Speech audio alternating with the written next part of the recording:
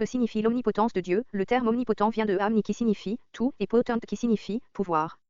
Tout comme les attributs de l'omniscience et de l'omniprésence de Dieu, son omnipotence est nécessaire s'il est infini et s'il est souverain, ce que nous savons qu'il est, alors il doit aussi être omnipotent. Il a tout pouvoir sur toute chose, à tout moment et de toutes les manières.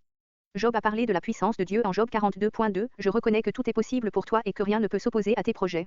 Job reconnaissait l'omnipotence de Dieu pour mener à bien ses projets.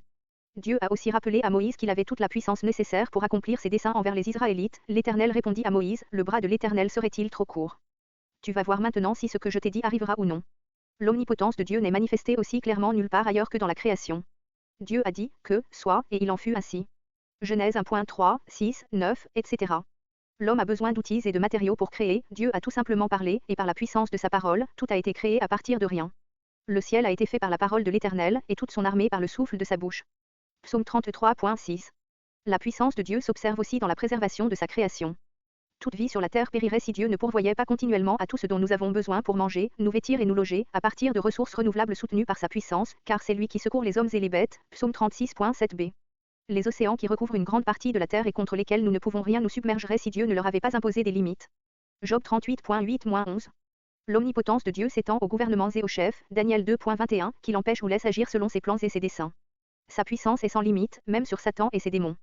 Satan n'a pu s'en prendre à Job que de manière limitée par la puissance illimitée de Dieu, Job 1.12, 2.6.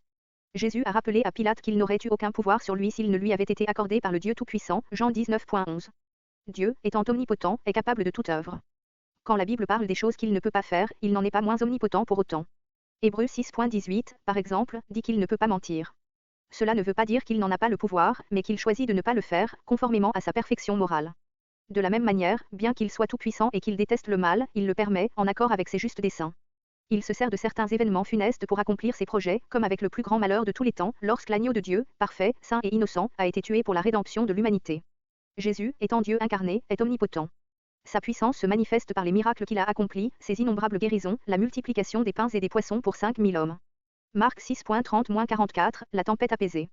Marc 4.37-41 est l'ultime démonstration de sa puissance, la résurrection de Lazare et de la fille de Jaïrus, Jean 11.38-44, Marc 5.35-43, qui témoigne de son pouvoir sur la vie et la mort.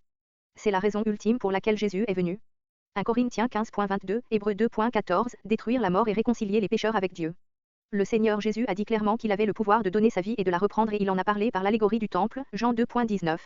Il aurait pu appeler 12 légions d'anges à son secours pendant son procès s'il en avait eu besoin, Matthieu 26.53, mais il s'est donné lui-même en toute humilité pour se substituer à d'autres, Philippiens 2.11. C'est un grand mystère que cette puissance puisse être partagée par les croyants, qui sont unis à Dieu en Jésus-Christ. Paul dit, aussi, je me montrerai bien plus volontiers fier de mes faiblesses afin que la puissance de Christ repose sur moi, 2 Corinthiens 12.9b. La puissance de Dieu se manifeste davantage en nous quand nous sommes les plus faibles, car il peut faire, par la puissance qui agit en nous, infiniment plus que tout ce que nous demandons ou pensons, Éphésiens 3.20. C'est la puissance de Dieu qui nous préserve dans un état de grâce malgré notre péché, 2 Timothée 1.12, et nous garde de tomber, Jude 24. Sa puissance sera proclamée éternellement par tous les anges du ciel. Apocalypse 19.1. Que ce soit sans cesse notre prière.